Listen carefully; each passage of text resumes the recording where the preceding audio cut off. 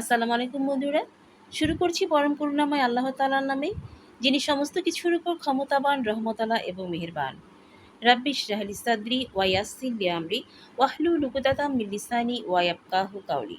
বন্ধুরা, আজ আমি আপনাদের জানাবো যে পাঁচটি মহান আল্লাহ পাকের মহান নাম ধরে আপনারা আল্লাহ পাককে ডাকলে আল্লাহ পাক দোয়া কবুল করবেন এবং আপনাদের ডাকে সাড়া দিবেন।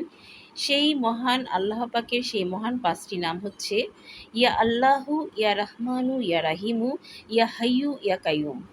ইয়া আল্লাহু, ইয়া রহমানু, ইয়া রাহিমু, ইয়া হাইয়ু, ইয়া কাইয়ুম।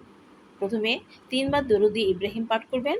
তারপর আল্লাহ পাকের এই পবিত্র নামগুলি প্রতিটি নাম ৫ বার পাঠ করবেন। এরপরে আবার দরুদ শরীফ ৩ বার পাঠ করবেন, দরুদ ইব্রাহিম।